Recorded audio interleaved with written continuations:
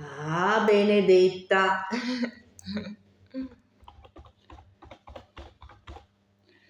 E la stanchezza che ha non può essere anche legata al problema alla tiroide che ha? Certo. Però adesso guardo, mi pare che fosse a posto. E non proprio. Adesso dobbiamo andare Adesso guardiamo, aspetta un attimo. in luglio. Sì.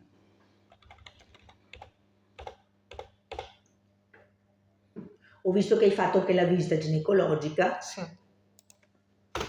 Allora, la tiroide, se non sbaglio, no, i valori questi erano a posto. Allora, la tiroide causa stanchezza quando il TSH è alto, lei non ce l'ha alto, Ah, ok. cioè quando funziona poco. Ok. Semmai lei ha un problema contrario, potrebbe giustificare questo qua un po' di insonnia, però secondo me dovremmo andare a posto. E Judith, la pressione com'è? Sai che non ho misurato? La misuri mai? Quasi mai. Dopo vediamo. Ok. Allora, la volta scorsa, non so se ti hanno detto, quando sei venuta il 6, la creatinina era un po' alta. Te l'hanno detto? No. Era 2,4, Oddio. che io l'ho vista adesso. Non so, avevi bevuto poco magari. Può darsi. Però bevo. Per cui oggi l'abbiamo fatta d'urgenza per capire, insomma, per vedere cos'è. Il 6 era la settimana scorsa, Judith, quando Sì, sei venuta sì, giovedì? L'anno scorsa. L'ho visto ieri sera perché è la prima volta che io vedo Judith, Sì, infatti l'ultima volta c'era la dottoressa Samantha. la Belgio.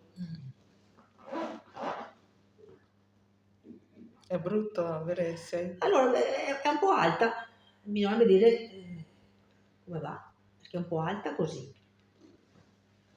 Vediamo oggi, sai.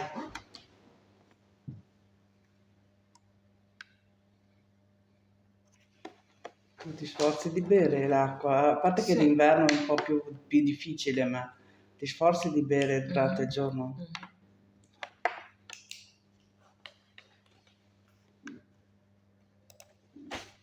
Non voglio tornare a fare la dialisi. Ah no.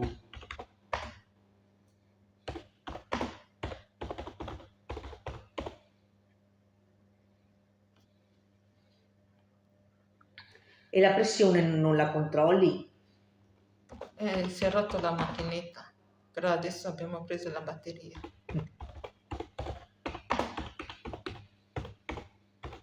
Però dopo ricordami che te la misuro, sai. Ok, sì. Fai schifo che non la sai differire perché non la prendi, insomma. Ok. Tu la terapia che stai facendo, fai 4 di Medrol, vero Giudice? Sì. Non mi ricordo.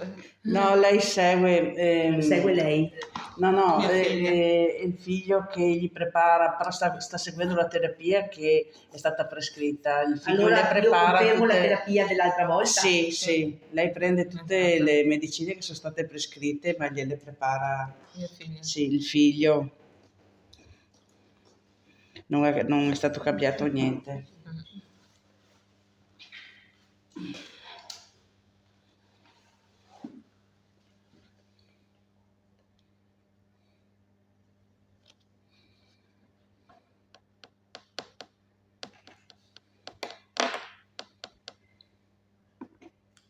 Allora, ok, quindi metto tutto uguale. Ok.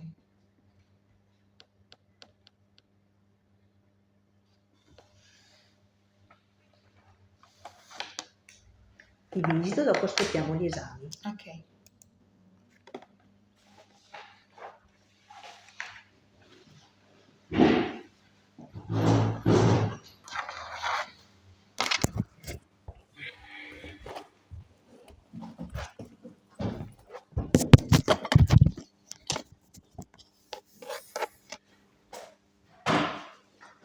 No, prima ti sento la schiena.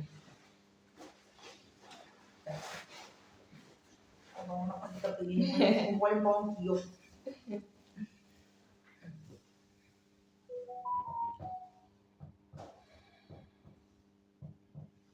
Che felice di vederti. Anch'io, anche che non ti avevo mai visto. Fai mai respiro. Fuori.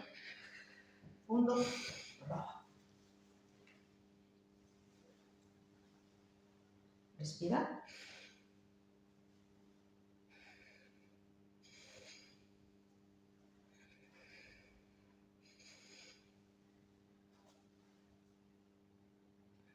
Respira.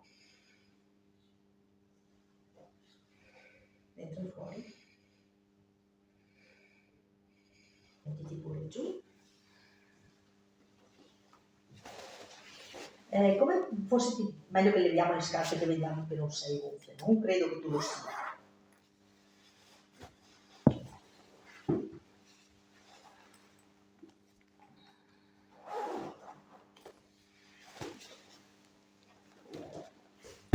Anche i tuoi buchetti come me, tata.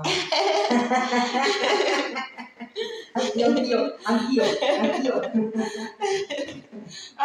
Oggi credo di no, vediamo. Aspetta, fammi controllare. No, oggi mi è andata bene.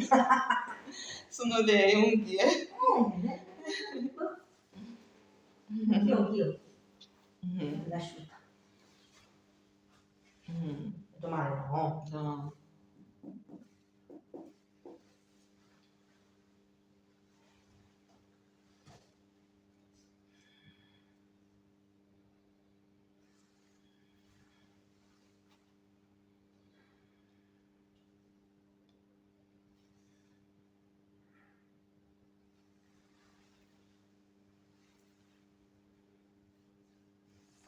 Adesso ti fai dei bei respironi fondi così un po' ti rilassi che vediamo la pressione. Ok.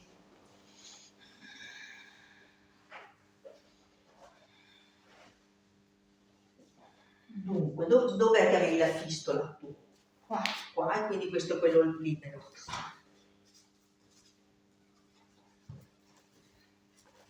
Grazie. Eccoci qua. Non mi hai mai visitato perché mi hai sempre salutato. No, ma ti ricordi quella sera che ti ho ricoverato? Sì. Sì, Judith.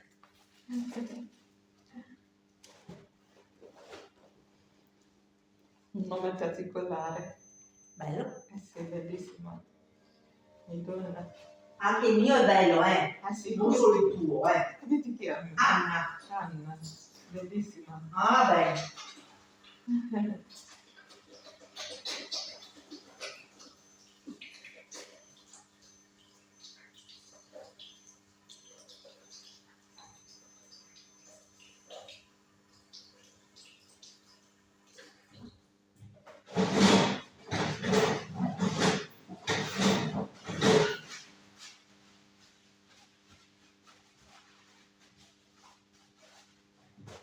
Guarda la pressione. 148, la minima è alta. Aspetta, proviamo di nuovo, fammi dei bei respiri.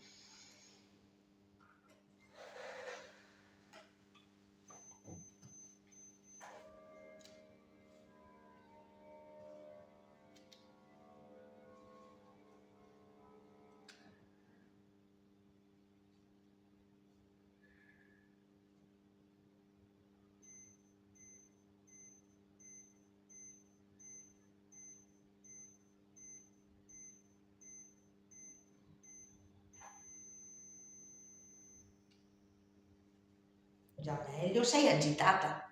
Sì. Dai, fai respira, pensa a cose belle, dai che sta scendendo, dai, Ok. respira, bocca aperta, tranquilla, dai, forza. Prima dell'intervento prendeva la pastiglia per la Sì. pressione. Sì, ma adesso è agitata. Eh. Dai.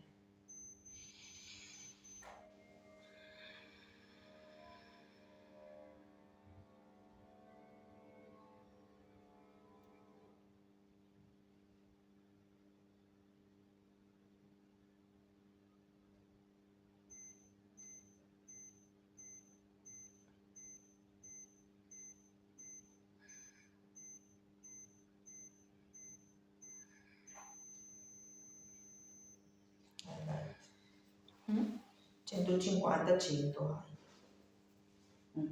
Ancora alta. Sì, però la rimisuriamo dopo. Grazie. Niente, bene. A posto. Grazie.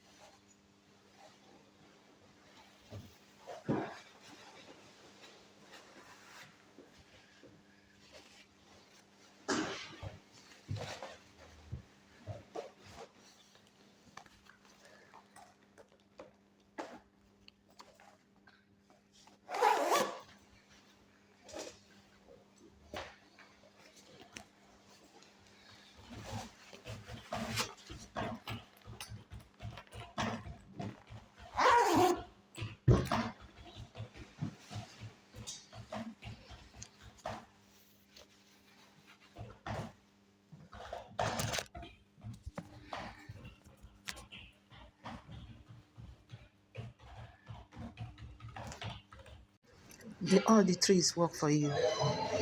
What is the dream of Mazen Namodi Okugan that makes him to spend 4 years in the dungeon? What is that dream of Simon Ekpa of whom they mention? Their dreams are good hospital. People that can save your life even without any thinkable. People that will not ask you to go and sell everything you have just for medical care. People that will be there for you when it's needed. That is the reason why they are paying all price to make sure that in Biafra land, everything you need, you will have it. Without coming to social media to ask for fund, those are their dreams. And I believe that dream have come to pass because so long I live, that dream can never go in vain. Yes, it takes God's grace being there at the right time, of which God intervened in my life. The kidney I waited for 4 years. When they accused me in the cabinet, I used my life as a sacrifice. I told God, if I am responsible for this accusation, let me not get this kidney. A month later, they called me for kidney transplant. Then you think somebody can provoke it to lose? No, because God is there for me. The kidney transplant that was at late, they made me to have enough PP to pour on you people's head, one after the other. Because as many of you that have decided to divide the house, to scatter what we are doing, none of you can go unpunished. Yes, you will shout for help. You will look like the fish in the river that is shouting that nobody can hear. For taking away our joy, for taking away that celebration that's supposed to be dominating everywhere. We can never know peace. The only thing that is going to stand is United States of Biafra, because united we stand, divided we'll be like a sheep with a shepherd. Repent if you hear my voice, because kingdom of Biafra is at hand. Yes, the kingdom of Biafra is a heavenly race. It's like a heavenly race. On that day, you are going to answer your name. Nobody can answer that name for you. You will stand up and defend what you have done for Biafra. As for me and my household, we respect and worship in the house of Biafra, United States of Biafra. My name is Judith Osazuwa, aka Anwanetirora, aka Anyamotutu, aka Eziwai Chinyere. Yes, Onotorachi, Ojokwe Fechuku. The kind of trust that allows you to walk on water, the kind of surrender that brings supernatural provision exactly when you need it. God is not just your provider, He is the master architect of the universe, the one who spoke galaxies into existence, who set the stars in the sky and commands the sun to rise and fall.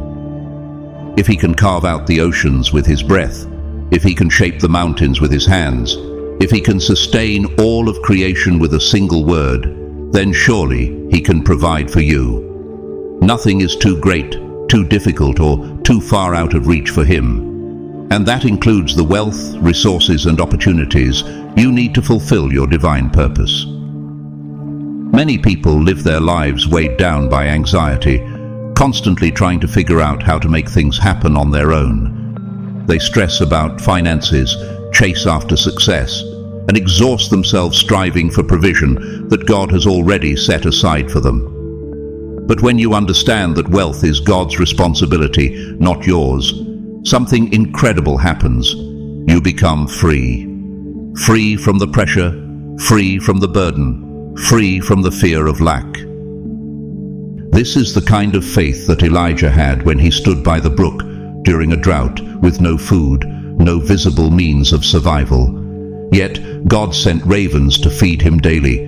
1 Kings 17:4-6. It is the faith of the widow in Zarephath, who, though she had only a handful of flour and a little oil, obeyed the word of the Lord's prophet and saw her supply miraculously multiply never running out. 1 Kings 17:14 through 16. It is the faith of Peter when Jesus told him to cast his net into the deep waters after an entire night of catching nothing.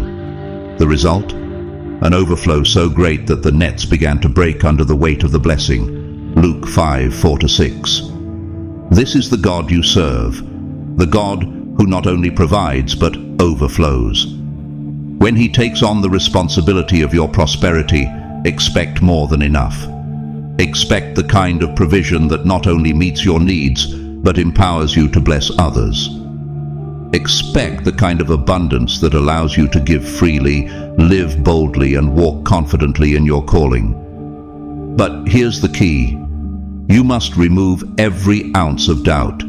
Doubt is the thief of blessings. It is the enemy's greatest weapon against your faith, because he knows that a double-minded person is unstable in all their ways. James 1:6-8. But hear me now, God is not a man that he should lie. His promises are not temporary, conditional, or fragile. They are eternal, unshakable, and guaranteed. Numbers 23:19 declares, God is not a man that he should lie, nor a son of man that he should change his mind. Does he speak and then not act? Does he promise and not fulfill? If he has spoken prosperity over your life, if he has declared that you are meant to live in abundance, then you can be sure that he will make a way. Your dreams are not too big for him. Your goals are not out of reach. What seems impossible in the natural realm is already accomplished in the spiritual. God has never been limited by human logic, and he won't start now. He is the God of the impossible. The Red Sea didn't part because it made sense. It parted because God commanded it. Walls didn't fall because of human strategy. They fell because of faithful obedience. And your provision won't come because of your effort alone. It will come because of your alignment with his divine plan. Now is the time to let go of hesitation, fear, and second-guessing. Now is the time to step boldly into the wealth that God has already prepared for you. Your breakthrough is already in motion. Your abundance is already on its way. This is your moment. Step into it. There is a lie that has kept many people trapped in a cycle of scarcity. The false belief that financial success is reserved for a select few, that only a privileged handful are meant to live in abundance while the rest struggle to get by. Maybe you've been told that wealth is not for people like you, that you must accept a life of limitations, that you are unworthy of great prosperity. But hear me now, this is not the truth of God. You are not forgotten. You are not left behind. You are not destined for lack. You are chosen, handpicked by the Creator of the universe for something greater than you have yet to see. Your life is not meant to be a constant battle for survival. It is meant to be a testimony of God's unshakable faithfulness and overwhelming abundance. The resources you have been praying for, the opportunities you have been seeking, the wealth you have only dreamed of, it is not just for your personal gain, but to equip you for your divine purpose. Whether that purpose is to help others, support ministries, build a legacy, or create something that changes the world, God is going to ensure that you have the resources to do it. The moment you cast out doubt, the moment you refuse to accept the lie that wealth is beyond your reach, you open the door for miracles. Because here is a truth that the enemy doesn't want you to grasp. God doesn't withhold abundance from his children.